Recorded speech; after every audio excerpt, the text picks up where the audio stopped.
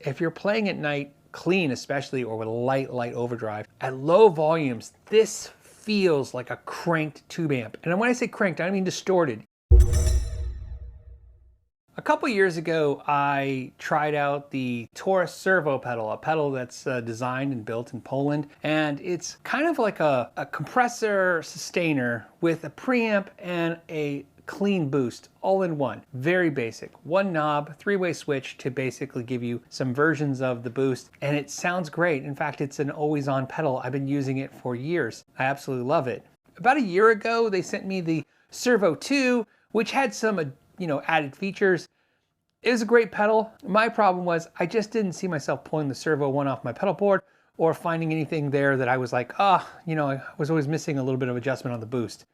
I just really like the Servo 1. They came out with a Servo 3. They sent that to me. I've had it now for a couple months and I've been going through it. And wow, it's really impressive. It just does what I love Servo 1 does, but adds some features that are just really cool. The main changes are pretty basic. It's about the same size, a little bit bigger than the other pedal. It is a lot more money. It's about $280. And they did give us a coupon code. So if you use that coupon code down below in the description, it's about $250 for you. And you can also buy it on REVERB, but you won't get the coupon code. And the feature set, you still have the servo control, which is right here, and then the three-way switch. But then you have a gain control for the servo, which is what was, I believe, on the Servo 2, which I thought was a cool feature, but not necessarily something I needed. It now has a noise gate built in, and there's no adjustment for the noise gate. You just push it on, and it just kind of takes out the 60-cycle hum out of your pickups, or when you're boosting an overdrive amp, it tames the hairiness of the noise from a boost pedal, just kind of pushing the amp into distortion. You have a low cut, which is great if you have a neck pickup that's a little muddy or dark. It'll kind of help give that some clarity, and that's a nice feature. And then, of course, there's a boost control over here because there's a second pedal, and that's where our second foot switch, that's where we need to talk about this. There's a nanotube in there. So they added this nanotube to give it more of an analog tube sound. Again, think of it as preamp with sustain, boost, and noise gate. This is ideal for someone using a solid state amp, a digital modeling unit or amp, or an interfacing computer to give that kind of push-pull feel that we kind of love about tube amps. It's really designed to make your guitar sound a little fuller, but feel a lot more like a tube amp when you're plugging into all kinds of other technology out there. Of course, it works really well with tube amps. The nanotube, first thing, it runs on 9 volts or 12 volts. You can use either one. I've used both, and what I noticed is 12 volts has a little bit more headroom, and that was nice. But I kind of like the sponginess of the 9 volts. It sounds more analog, more tube to me, so I have it running 9 volts right now. It doesn't matter what polarity the power supply is. It's got a smart technology in it, or something's in it that tells it that it doesn't matter which one, it's fine. So something cool to know. And let's go ahead and play. Now first, we're going to use 2 amps and 2 guitars. The first amp is going to be the Boss Katana 50-watt combo with a 112-inch speaker. And we'll play the amp and then add the pedal in, and you can hear the Strat and the neck pickup, and we'll move around. And then we'll switch to an actual tube amp, and we'll show you as a boost control how it works. So let's start with this clean channel and the clean sound of the amp and this guitar. Here's the Strat sound.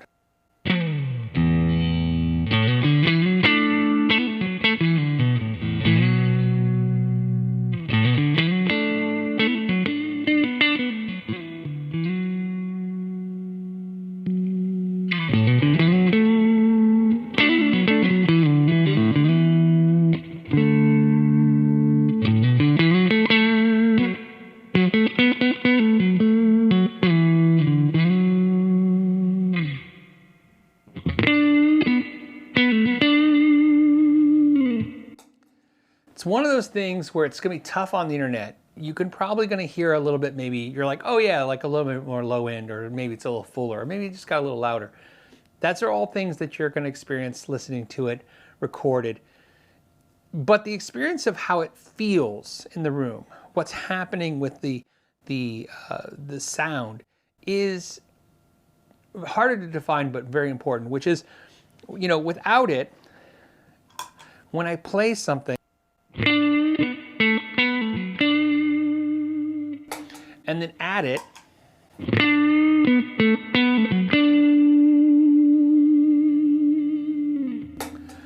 Basically, just like any compressor, you're gonna feel a little bit more of that spongy sound. The notes sustain very easily, like a tube amp does when it's cranked.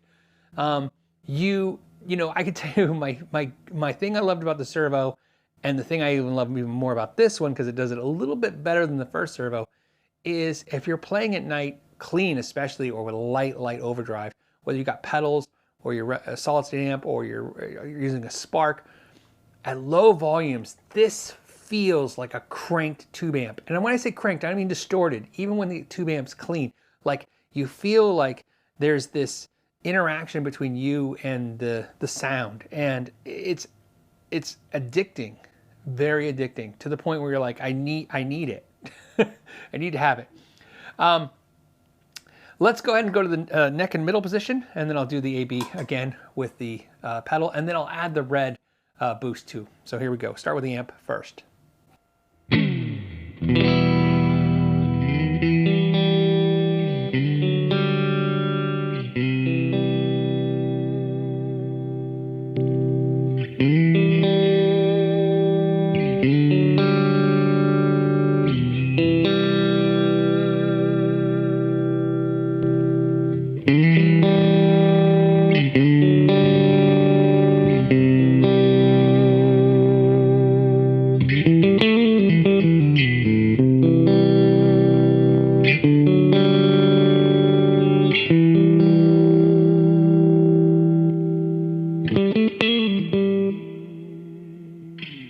I mean, that is, it just sounds really dynamic and huge in the room.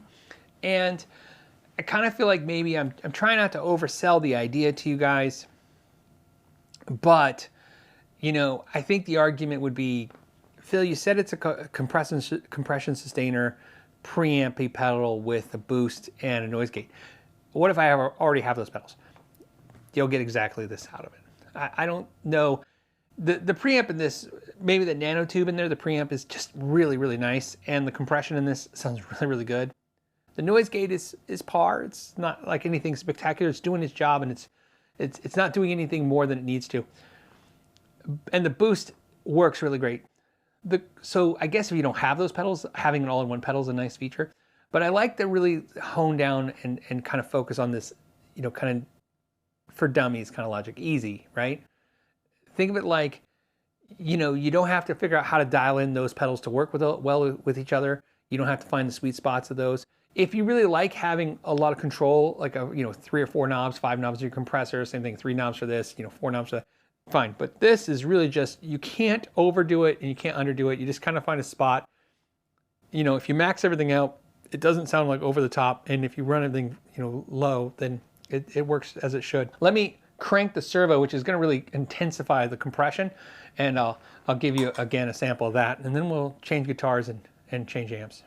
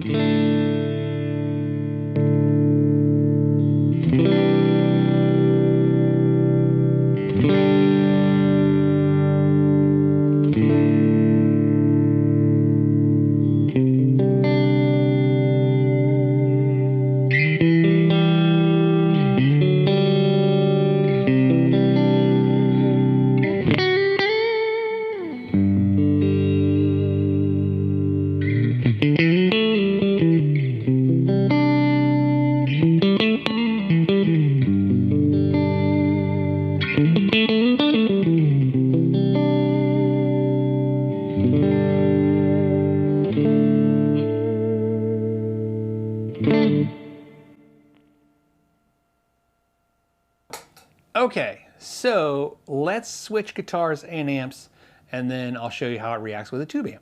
So what I did is I switched to the Heritage guitar with 2 humbuckers, and I put in the Friedman small box head with a 112 Greenback Celestion speaker. I'm going to show you the amp, and then we're going to boost the amp, and I want you to take notice that the noise gate really kind of stops the thing from getting a little too out of control. And I'll just show you the controls and we'll play. Let's start with the amp. Let's go.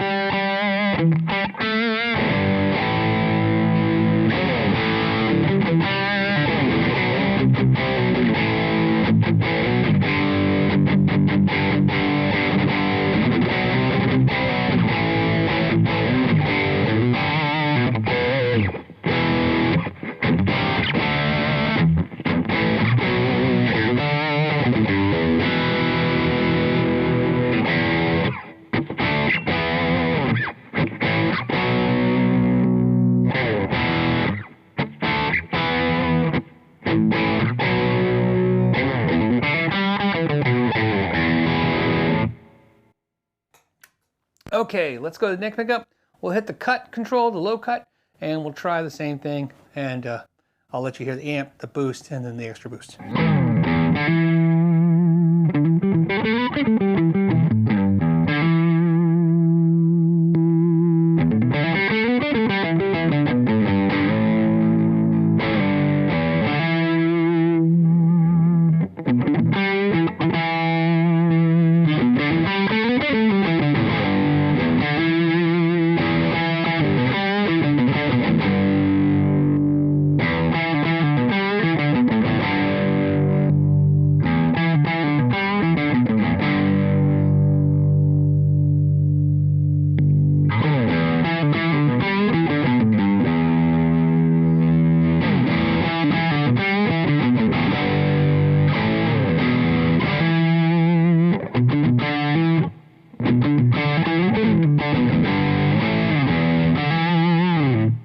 All right, so you can see now, if you like the Servo, you can see the improvements they made. You'll have to decide for yourself if you think it's worth upgrading or getting an additional pedal.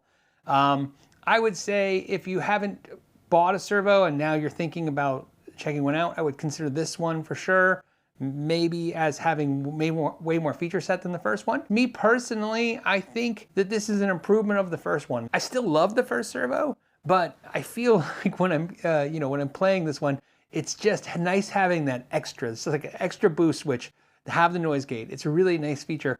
The nanotube, I don't necessarily know what it's doing other than it just sounds fuller. The end result though is the pedal sounds great, and I've put it through a lot of abuse, so I feel pretty good about it so far. So as always, I want to thank you guys for hanging out to the end of the video, and until the next time, know your gear.